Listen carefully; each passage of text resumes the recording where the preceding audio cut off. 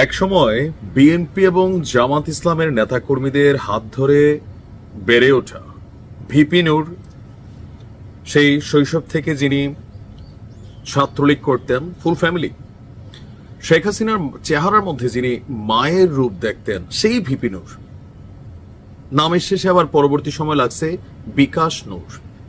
আবার তিনি যখন ভিপি হলেন তখন এই নির্বাচন নিয়ে প্রশ্ন উঠেছিল। তখনও ভিপি নূর সবাইকে সারপ্রাইজ দিয়েছিল, বলেছিল যে ভিপি পদটা ঠিক আছে, আর বাকিগুলো আবার নির্বাচন চাই। নানানভাবে আলোচিত, সমালোচিত। বাট যখন এই 5ই আগস্টের পরবর্তী প্রেক্ষাপটটা আসছে, তখন ভিপি নূর পড়ে গেছে এক ধরনের মাইন্ডকার চিপায়। প্রথমত দল ভেঙে 2 টুকরো, তারপর বিকাশে বা অর্থনৈতিক চাকাটা যে সকল মানুষ দেশ বিদেশ থেকে আওয়ামী লীগ পতনের জন্য ভিপি নূরকে সাপোর্ট দিত, রাজনীতি যেন চালায় যেতে পারে, কারণ তিনি তখন অনেক কথা বলতে পারতেন যেটা সবাই বলতে পারতো না। তো ক্ষমতার প্রেক্ষাপট পরিবর্তন পর বিএনপির তো আর দরকার নাই নূরের প্রতি ইনভেস্টমেন্ট, জামাতেরও দরকার নাই। এরপর পড়ছে ভিপি নূর একটু বিপদে। এখন আবার দেখেন ক্ষমতাকে কেন্দ্র করে যেখানে বিএনপি জামাতের মধ্যে বিভাজন, সেখানে ভিপি নূর মাঝে মাঝে বিএনপিকে নিয়ে যখন অভিযোগ করে বসেন, এবার প্র্যাকটিক্যালি মাঠ পর্যায়ে গিয়া এই প্রথমবার একটা বড় ধরনের বিপদ থেকে তিনি মুক্তি পাইছেন। ওনার উচিত একটু সামান্য হাদিয়াটা দিয়ে করা, একটু খাওয়ানো মানুষকে। জানেও মরে যেতে পারতেন কালকে যে ঘটনার জন্য প্রস্তুতি নিয়েছিল। নূরের ভাষায় যে স্থানীয় বিএনপির নেতাকর্মীরা চাপাতি চুপাতি, তারপর কি তাগুয়া ফাগুয়া যা আছে সবকিছু নিয়ে রাস্তার মধ্যে গাছ ফলাইয়া যেভাবে অপেক্ষা করতেছিলেন, নূরে একদম ওই পার পাঠানোর মতনই একটা সিচুয়েশন তার কাছে মনে হয়েছে। পরিস্থিতি এতটাই ভয়ঙ্কর আকার ধারণ করছিল যে 3 ঘন্টা তিনি তার নেতাকর্মী নিয়ে এক বাড়িতে অবরুদ্ধ অবস্থায় ছিলেন। পরবর্তী সময়ে স্থানীয় পুলিশ, সেনাবাহিনী তাকে সেই জায়গা থেকে উদ্ধার করে নিয়ে আসতে হয়। দর্শক, ভিপি নূরের যেই বিষয়টা গতকালকে থেকে আলোচনা সমালোচনায় আছে, পটুয়াখালীর গলাচিপায় গণ অধিকার পরিষদের যিনি সভাপতি ভিপি নূর, তাকে অবরুদ্ধ করার অভিযোগ উঠেছে। তিনি সরাসরি অভিযোগ করেছেন, উঠেছে না, বিএনপির নেতাকর্মীদের বিরুদ্ধে। রাত 11টার দিকে ভিপি নূর তার ভেরিফাইড ফেসবুক পেজে অবরুদ্ধ হওয়ার বিষয়টি নিশ্চিত করেন। তার বক্তব্য হচ্ছে, বকুলবাড়িয়া ইউনিয়নের পাতাবুনিয়া এলাকায় এক স্মরণ সভায় অংশ নিয়ে ফেরার পথে অবরুদ্ধ হন তিনি। তার লাইভ দেখে স্থানীয় পুলিশ এবং প্রশাসনকে ফোন করার পর 3 ঘন্টার মাথায় রাত 1টার দিকে সেনাবাহিনীর 2টি গাড়ি ঘটনাস্থলে এসে পৌঁছান এবং তাকে সেখান থেকে উদ্ধার করে নিয়ে আসেন।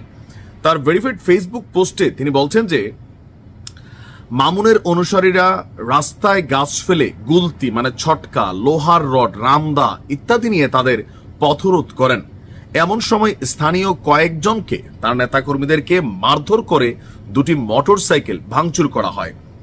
এমনকি জাতীয় কেন্দ্রীয় কমিটির নির্বাহী সদস্য হাসান মামুন বলছেন, নুরুল হক নূর এলাকায় অবস্থান করে উস্কানিমূলক বক্তব্য দিচ্ছেন। এটা নুরু দেয়, সবসময় ভিপি নূর দিত। তো যখন আওয়ামী লীগের বিপরীতে দিত তখন বাকিদের কাছে তখন ভাল লাগতো, বিকাশ যাইতো গরম গরম।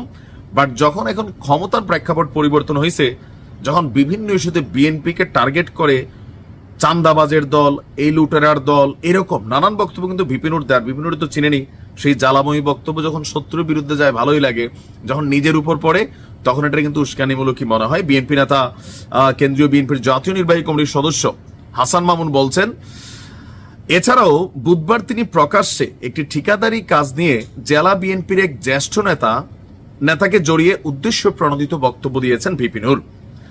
বৃহস্পতিবার চরবিশ্বাস বাজারে তার লোকজন বিএনপির নেতাকর্মীদের উপর হামলা চালিয়েছেন।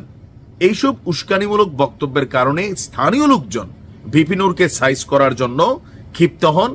আর ওই নেতা ঢাকাতেই অবস্থান করছে। আর অবরুদ্ধ হওয়ার পর তিনি নিজে সেনাবাহিনী এবং পুলিশ প্রশাসনকে উদ্ধারের জন্য ফেসবুক পোস্টে তিনি পোস্ট করেছিলেন। বুঝতেই পারছেন, ভিপি নূরের আওয়ামী লীগের আমলে ভিপি নূর এরকম বিপদে একবার মনে পড়ছিল, কোথায় জানি গিয়া, আমার খেয়াল আছে সম্ভবত হাজি শরীয়তুল্লাহর বাড়িতে মনে গেছিলেন, না জানি কোথায়, ওইখানে একবার এরকম ঝামেলায় পড়ছিল। তো এখন একটু ঘন ঘনই পড়ছে।